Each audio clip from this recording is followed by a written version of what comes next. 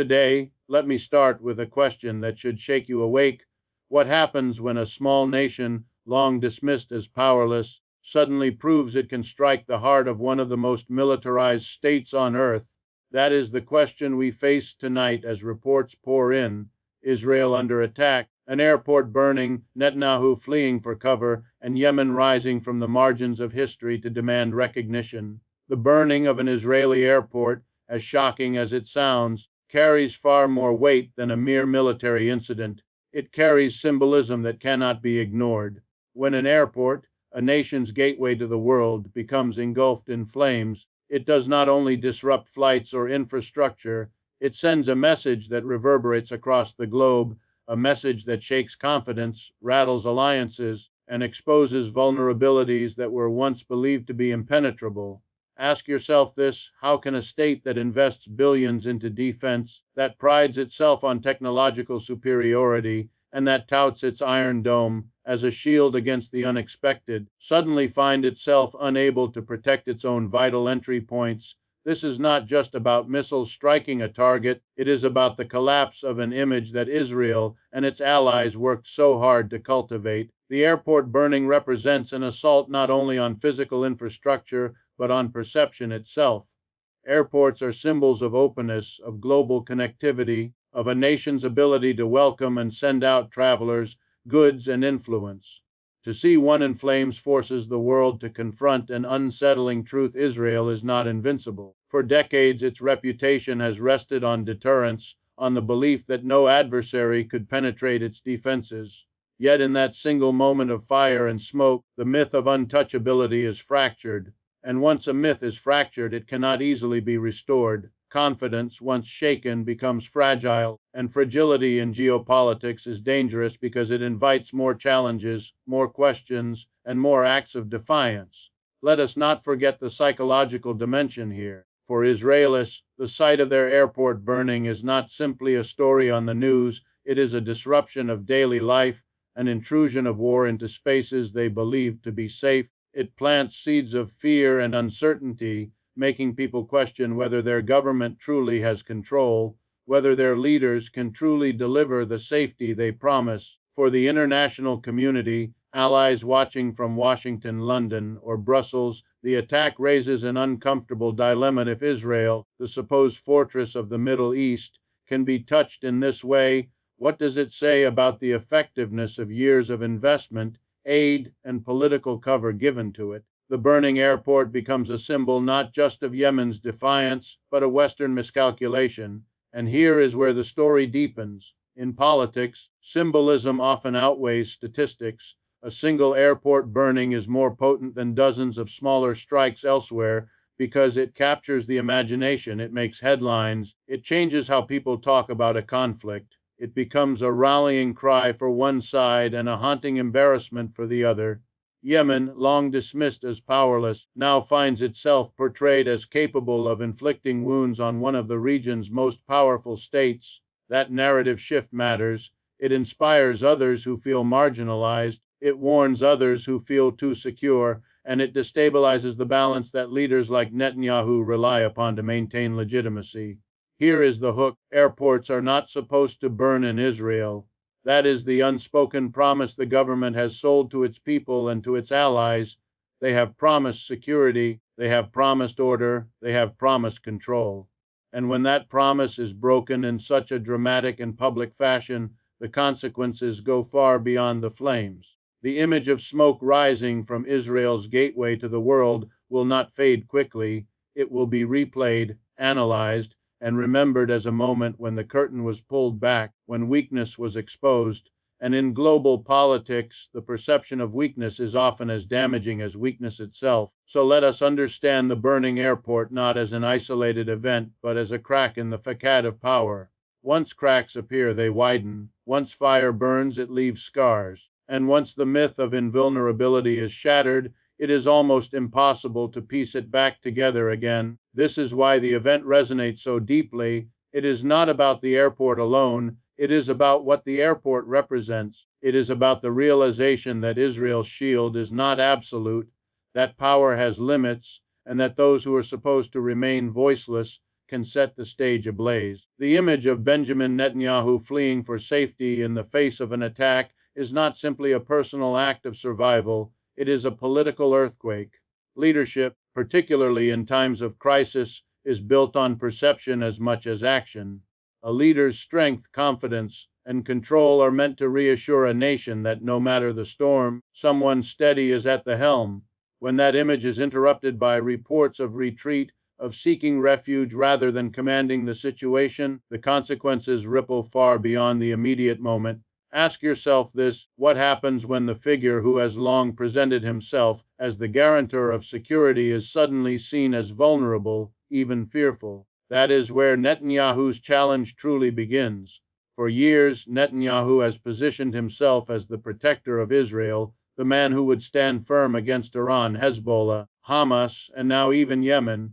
His political survival has often depended on convincing the Israeli public that only he can deliver stability and defense in a region fraught with threats. But perception is fragile, and in politics, perception often outweighs facts. The moment a leader appears to lose control, even temporarily, his entire narrative begins to unravel. Images of him fleeing, real or symbolic, strike at the core of his political identity. They raise questions not only about his leadership, but about the broader system of defense he has championed for decades. Inside Israel, this creates a psychological crack among the public. Citizens who may have tolerated corruption scandals, policy failures, or social unrest often remain loyal to a leader as long as he can guarantee safety. The trade-off has always been endure the politics because the leader provides protection. But if that protection seems compromised, if the leader himself cannot embody security in the face of crisis, then the legitimacy of his rule begins to collapse. The burning airport was one blow to Israel's image. Netanyahu's flight compounds it by suggesting that even its leadership cannot withstand the pressure. That combination is more dangerous than the missiles themselves. Internationally, Netanyahu's retreat also raises uncomfortable questions.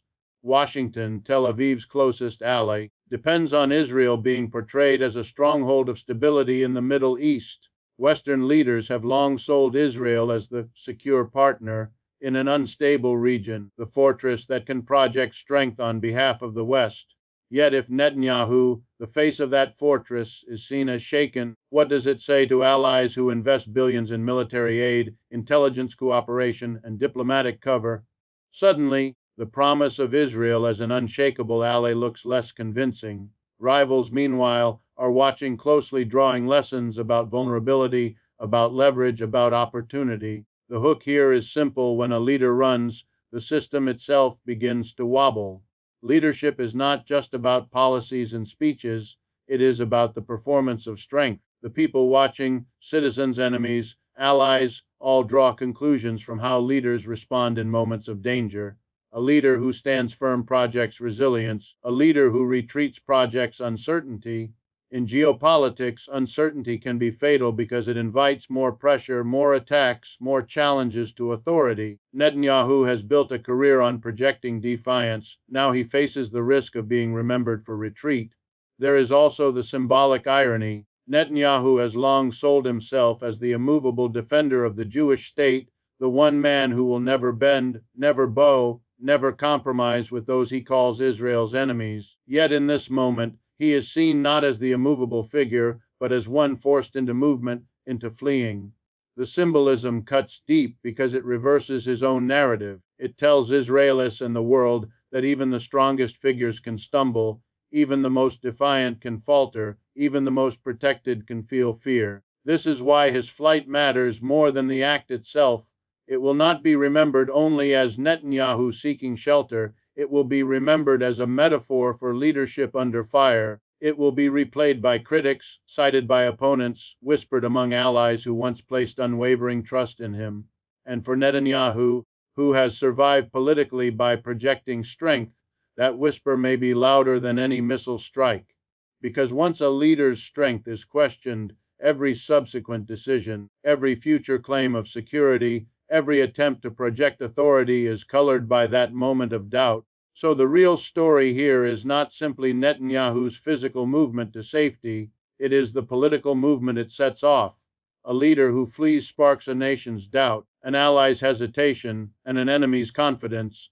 And in the ruthless world of geopolitics, those three forces combined can shift the balance of power more decisively than any weapon ever could. Yemen's rise from the margins of global politics is a story that very few anticipated, and yet it is unfolding before our eyes in ways that cannot be dismissed.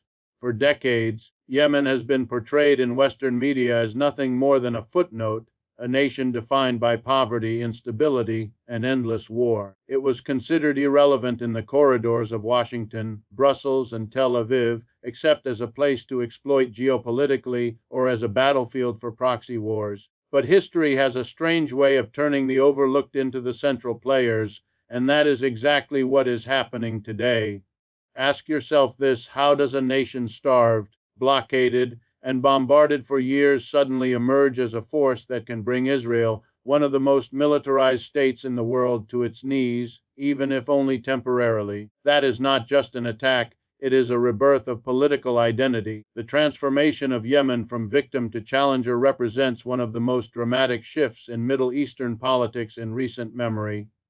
For years, the Saudi-led coalition, with American and Western backing, sought to grind Yemen into submission through airstrikes, economic sanctions, and relentless blockades.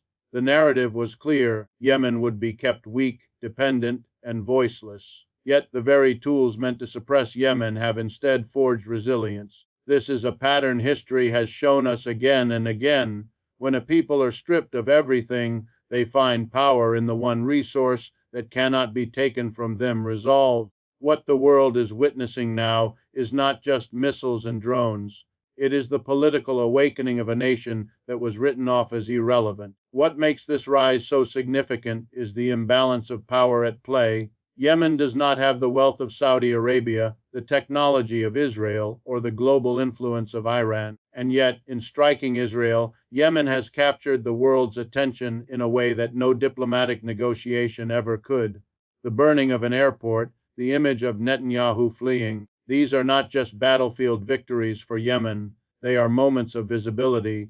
For a people long pushed to the edges of world affairs, visibility is power. Visibility forces recognition.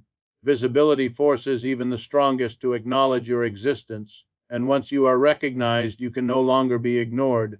The hook is this: Yemen has turned its greatest weakness into its greatest strength. Where others saw poverty, Yemen saw resilience. Where others saw isolation, Yemen saw independence. Where others saw hopelessness, Yemen found defiance. And this defiance is what terrifies the powerful, because it reveals a truth they cannot afford to admit: that power is not only measured in tanks, jets, or GDP. Power is also measured in will. And Yemen's will has proven stronger than all the bombs dropped on its cities, stronger than all the blockades imposed on its people, stronger even than the narratives written to erase it. This shift also carries profound implications for the region. For decades, the Middle East has been carved into spheres of influence, with smaller nations forced to align with larger powers. Yemen was supposed to be one of those silent pawns, managed and contained by Saudi Arabia and its Western patrons. But with each act of defiance, Yemen signals that it refuses to remain a pawn, it wants to be a player. And when a pawn becomes a player, the board itself begins to change. That change is now underway, and it has shaken assumptions not just in Riyadh or Tel Aviv, but in Washington as well. Perhaps most importantly, Yemen's rise has given hope to others in the region who feel crushed by the weight of foreign intervention and inequality. The message is clear: even the most marginalized can stand, even the weakest can strike, even the forgotten can write themselves back into history. And when such a message takes root, it spreads. It inspires movements, it emboldens resistance, and it forces empires to reconsider the arrogance with which they once ruled. So when we talk about Yemen today, we are not talking about the same Yemen of yesterday. We are talking about a nation that has announced itself in fire and defiance, that has forced the world to look at it differently, and that has redefined what it means to be powerful in a world that equates strength with wealth and technology. Yemen has reminded us that power is also about endurance, about the refusal to bow, about the courage to rise when the world expects you to stay on your knees. That is the story unfolding now, and it is a story no one can afford to ignore. The resistance of Yemen cannot be understood without recognizing its deep economic roots. This is not simply a story of missiles and airports, it is the story of what happens when a population is pushed to the edge of survival by deliberate policies of economic strangulation. For years, Yemen has been subjected to blockades that have cut off food, fuel, and medicine. Its infrastructure has been shattered, its economy dismantled, its people starved into desperation. Western media often frames Yemen only as a humanitarian crisis, a place where famine and disease run rampant. But what is often left out of that narrative is the political economy of the crisis, how economic oppression becomes the soil from which armed resistance grows. Ask yourself, how long can a people endure hunger, poverty, and humiliation before they decide they have nothing left to lose?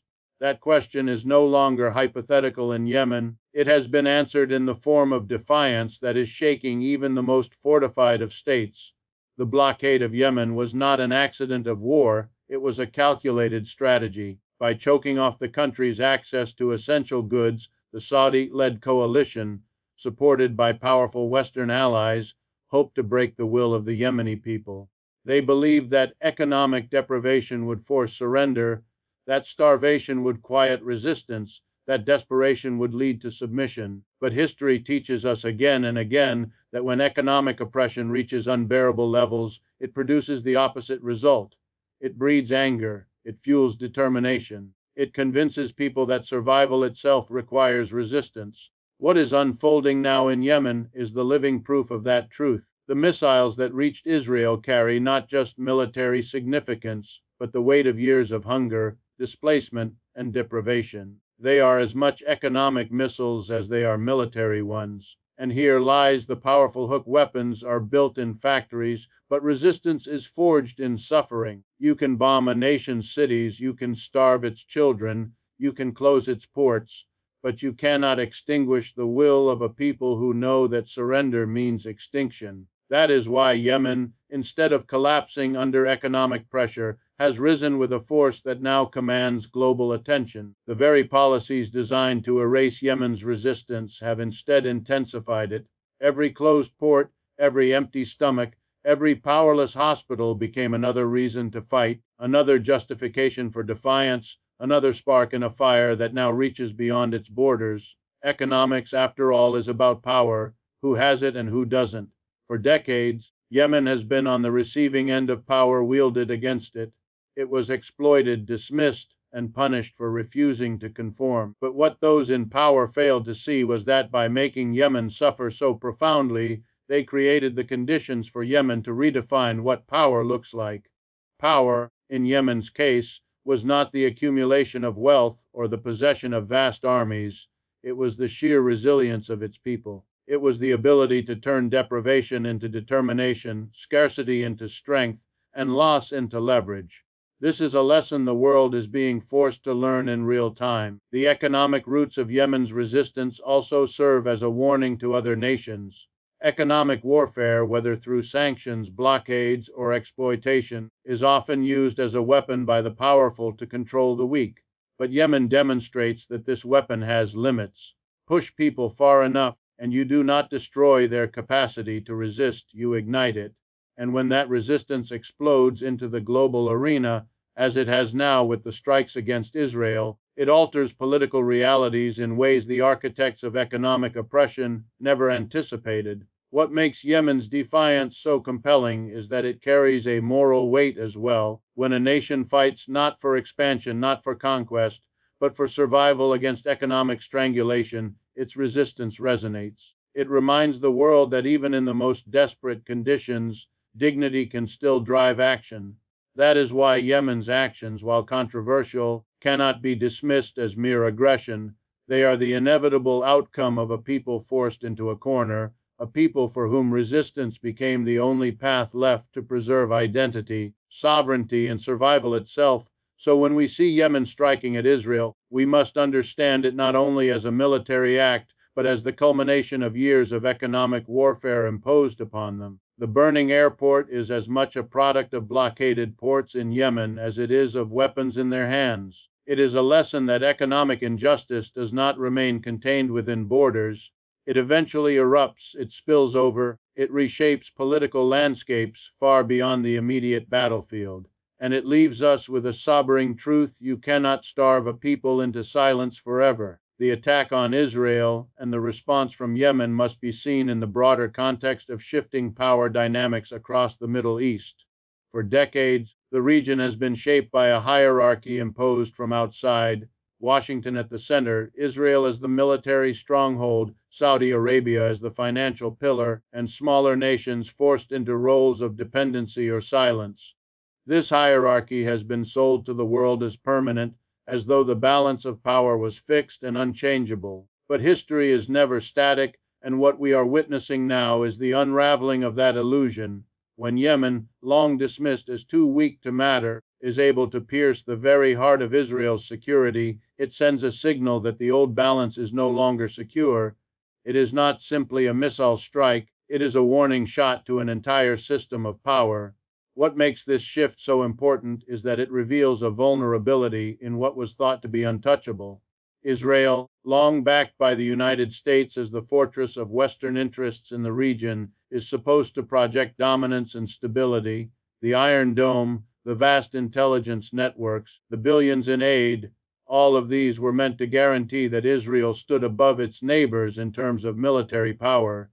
Yet if Yemen, under siege and deprived for years, can strike effectively, what does that say to other actors in the region who have far more resources, far more capability, and far more to gain from testing Israel's defenses? The question practically asks itself: if Yemen can do this, who else might follow? That is the hook that keeps strategists awake at night, because it shifts the psychology of deterrence. The Middle East has always been a chessboard of power, but the pieces are moving in ways that those in Washington and Tel Aviv did not anticipate. Iran, Turkey, Qatar, Hezbollah, all of these players are watching carefully, and all are drawing lessons from Israel's shaken image. Even nations not directly aligned with Yemen will see the symbolic meaning. The myth of invulnerability has been cracked, and once a crack appears, it becomes an invitation for others to test how deep it runs.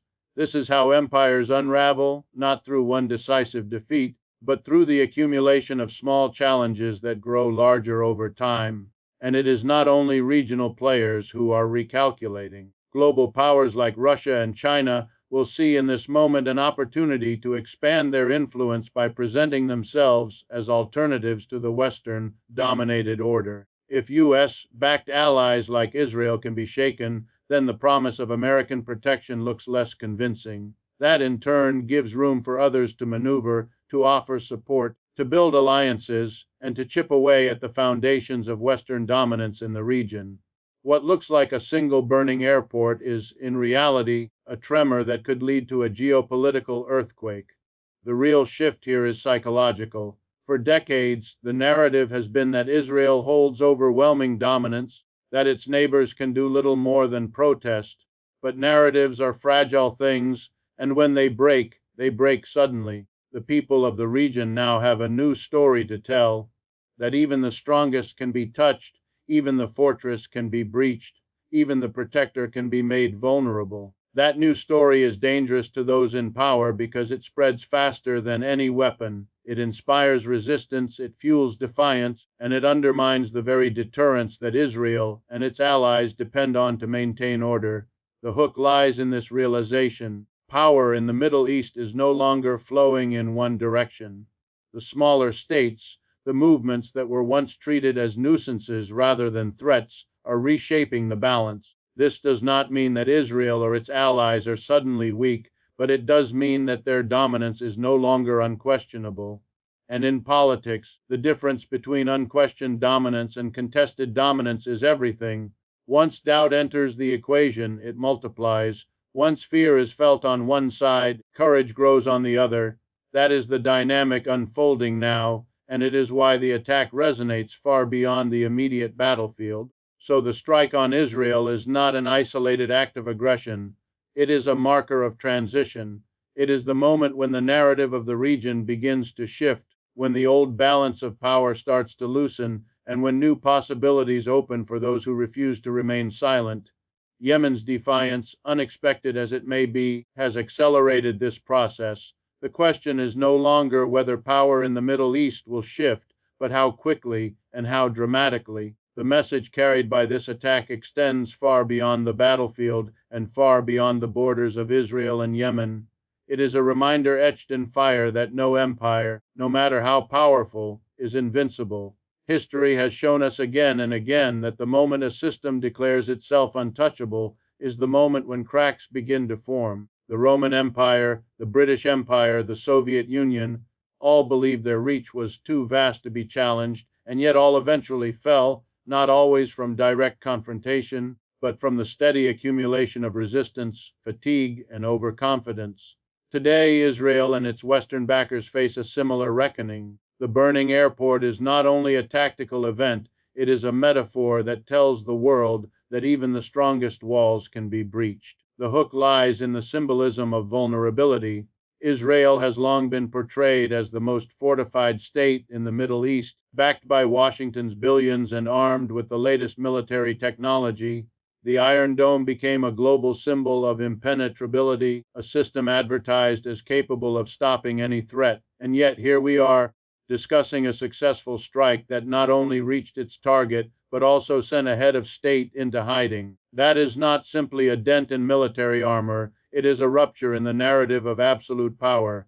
Narratives are as crucial as weapons in global politics. Once people believe a fortress can be entered, once they see that the giant can bleed, the aura of invincibility evaporates. That evaporation is often more dangerous than the attack itself, because it changes how both allies and adversaries calculate their next moves.